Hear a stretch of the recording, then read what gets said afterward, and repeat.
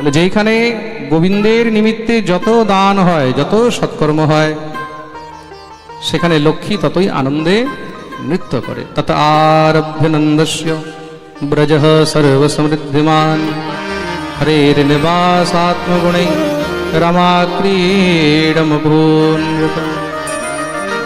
তার জন্য গৃহস্থকে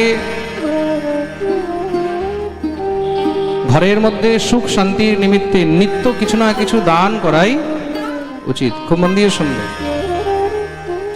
বিষ্ণু ধর্মোত্তর গ্রন্থের মধ্যে আচার সংহিতার মধ্যে স্পষ্টরূপে লেখা আছে, যেই গৃহে নিত্য দান হয় না, যেই ঘরে নিত্য দান হয় না, মনে রাখবে সেই গৃহের মধ্যে অর্থ সম্পত্তি ইত্যাদি এগুলো সব অপচয় হতে থাকে।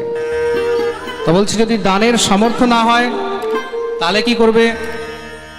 তার শাস্ত্রের মধ্যে এতটুকু পর্যন্ত বলা রয়েছে, আপনি যা খাবার খাচ্ছেন সেই খাবারের থেকে এক গ্রাস হলেও আপনাকে বের করে রাখা উচিত।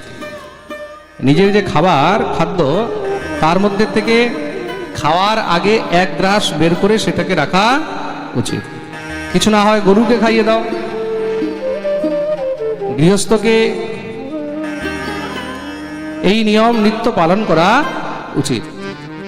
রন্ধন হলে রান্নার মধ্যে এক চামচ অন্ন আগেই বের করে গোমাতার নিমিত্তে বা অতিথির নিমিত্তে তোমার সামর্থ্য অনুসারে বের করে রাখা উচিত।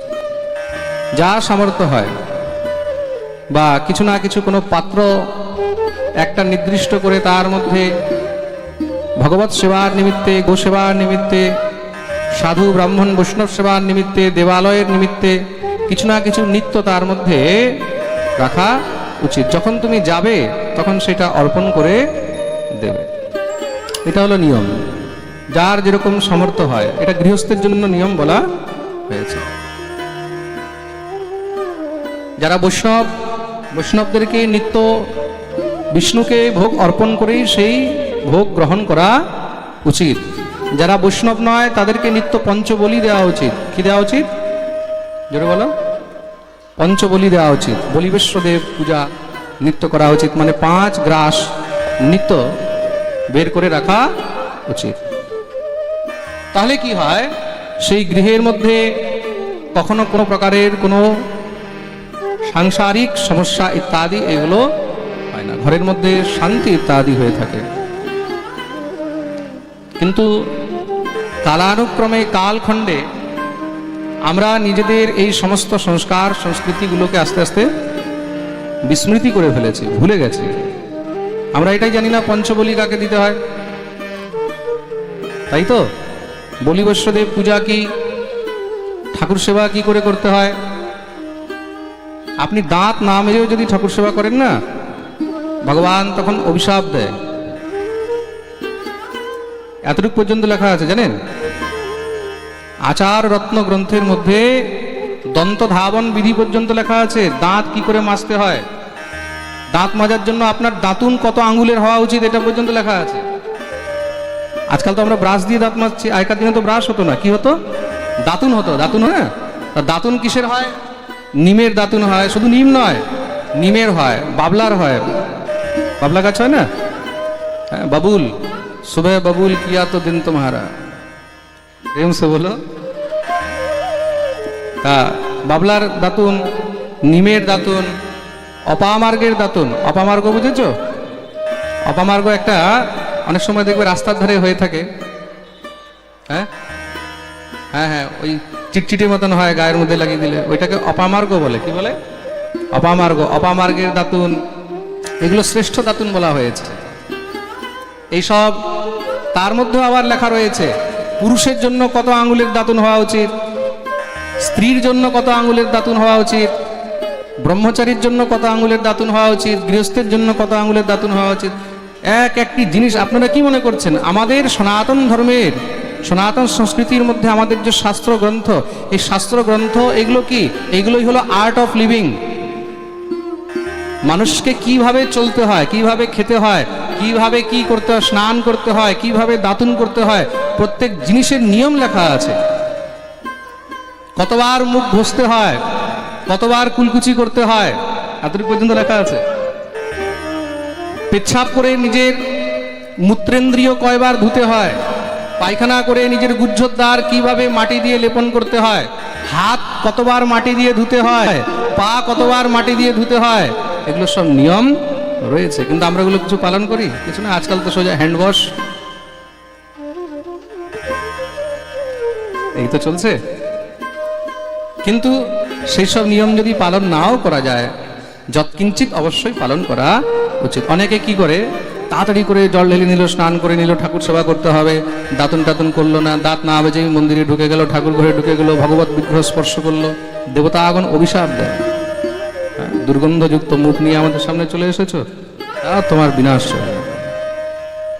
তার জন্য কখনো দাতুন না করে দেব পূজা করতে নেই, দাতুন না করে পিতৃগণের পুজো করতে নেই। আর শুধু তাই নয়, যেই স্ত্রীগণ মাথা না ভিজিয়ে স্নান করে দেব পূজা করে, বিগ্রহ সেবা করে, তাতে কি হয় বলে দেবতাগণ তাতে অসন্তুষ্ট হয়ে যায়, রুষ্ট হয়ে যায়। মাথা না ভিজিয়ে স্নান করে কখনো কোনো বিগ্রহ স্পর্শ করিতে নেই। বলে মহারাজজি, গলা থেকে নিচে স্নান করে কি বিগ্রহ সেবা করা যাবে না? বলে একদম করা যাবে না, করার কোনো মানে নেই। যে বিগ্রহ সেবা করছে তাকে নিত্য নিজের ব্রহ্মরন্ধ্র মস্তক পুরো একদম তালু পর্যন্ত ভিজিয়ে স্নান করতে হবে। সর্বাঙ্গ স্নান না করে ভগবত সেবা ইত্যাদি করা যায় না। হ্যাঁ, আপনি নিজের আহ্নিক সন্ধ্যা বন্দন ইত্যাদি করতে পারবেন।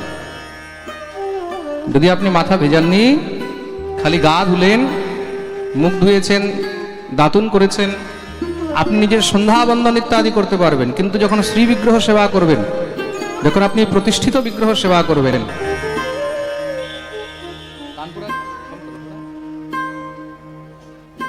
যখন আপনি প্রতিষ্ঠিত বিগ্রহ সেবা করবেন, প্রতিষ্ঠিত বিগ্রহ সেবা করতে হলে তখন সেই সময় আপনাকে সম্পূর্ণ স্নান করিতেই হবে। বুঝতে পারলেন তো জিনিসটা?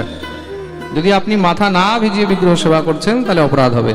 কেন বারবার বলা হয় ঘরের মধ্যে গৃহস্থকে হুড়হাড় করে কোনো সময় বিগ্রহ নিয়ে আসতে নেই? আমি তো পাঠে বারবার বলি, বারবার বলতে আমার মনে হয় আমি প্রত্যেক পাঠেই বলি, যারা লাইভ শোনে তারা ভালো করে জানে, আমি প্রত্যেক পাঠেই বলি গৃহস্থকে বিগ্রহ সেবা করিতে নেই।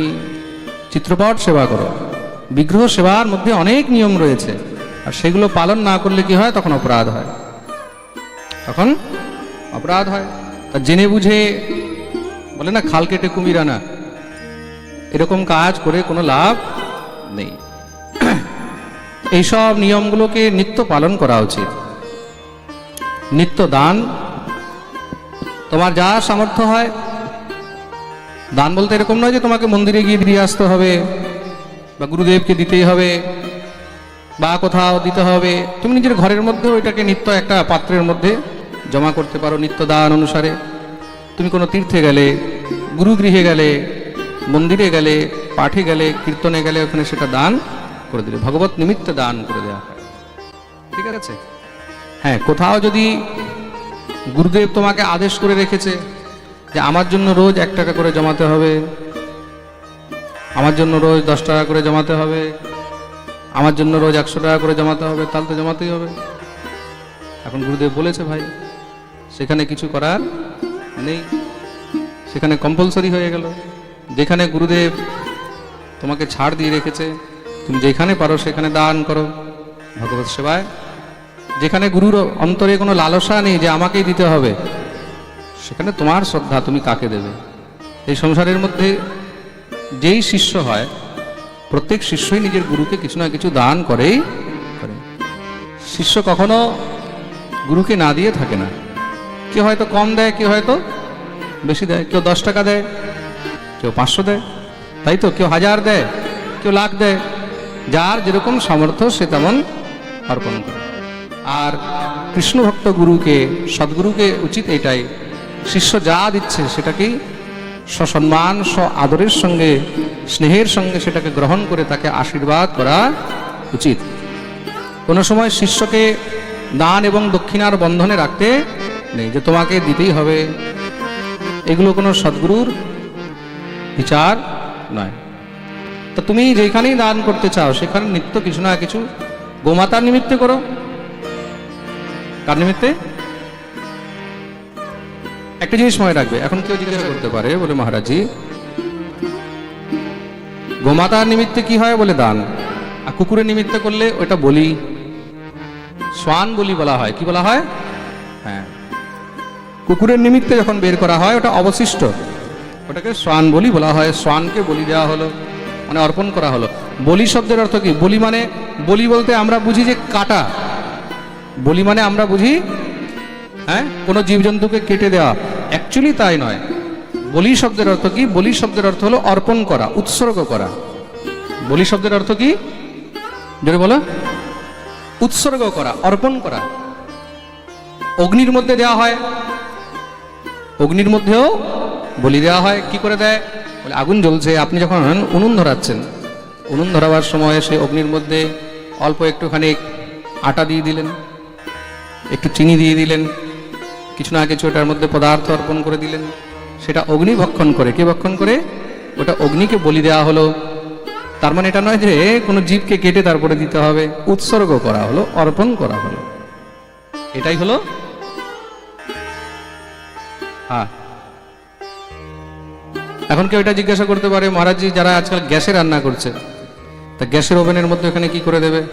কোনো অসুবিধা নেই, অল্প একটুখানি আটা ওখানেও দেওয়া যায়, নিয়ম অনুসারে যদি কেউ দিতে চায় দেওয়া যায়। জলের মধ্যে দেওয়া হয়, জলের মধ্যে জলীয় জীবগুলো সেগুলোকে গ্রহণ করে একটু আটা মেখে নিয়ে গেলে অল্প করে দিয়ে দিলে, ছোট ছোট করে। আরেকটা জিনিস মনে রাখবে, মাছকে খাওয়ালে অনেক কিন্তু লাভ হয়। কিসের লাভ হয়? কার যদি রাহুর দোষ থাকে, কার যদি রাহু খারাপ চলছে, রাহুকে প্রসন্ন করতে হলে তখন মৎস্যকে খাওয়াতে, জলের মধ্যে গিয়ে সেখানে মাছকে কিছু না কিছু খাওয়াও, মুড়ি খাওয়াও, মানে অন্য জাতীয় জিনিস মৎস্যকে খাওয়াতে হয়। তৈলাক্ত জিনিস খাওয়াতে নেই, কিন্তু আবার তেল মিশ্রিত জিনিস খাওয়াতে নেই। আপনি একটু আটা মাখলেন, আটা মেখে ছোট ছোট গুলি বানিয়ে দিয়ে দিলেন, মুড়ি দিয়ে দিলেন, কিছু না কিছু মৎস্যকে খাওয়ালে জলের মধ্যে, ওটারও কিন্তু প্রভাব হয়। জ্যোতিষীয় শাস্ত্রের মধ্যে এটাও বর্ণন আছে। জীব জন্তুকে খাওয়ানো খুব ভালো। পিপিলিকাকে দেওয়া হয়। কাকে দেওয়া হয়? পিঁপড়েকে।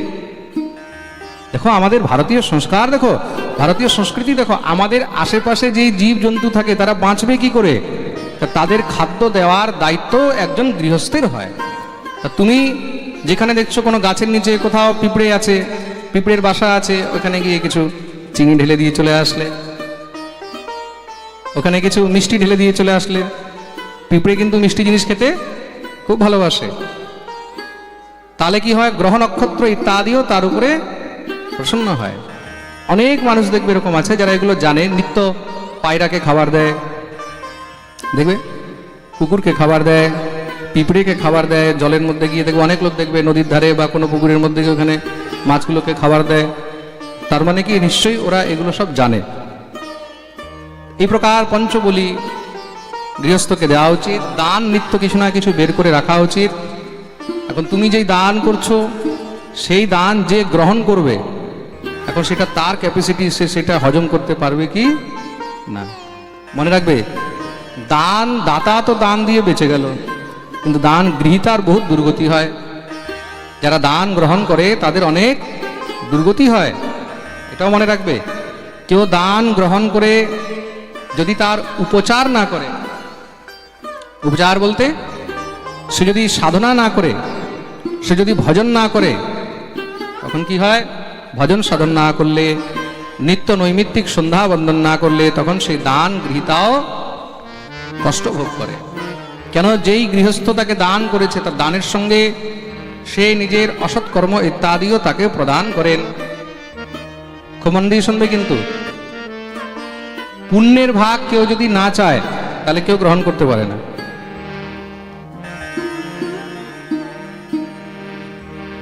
আমি আপনার কাছে গেলাম, আমি আপনাকে প্রণাম করলাম, আপনি যদি আমাকে নিজের পুণ্যের ভাগ না দিলেন, আশীর্বাদ না দিলেন, তাহলে আমি আপনার পা ধরে, মাথা ধরে, হাত ধরেও আপনার পুণ্য গ্রহণ করতে পারবো না।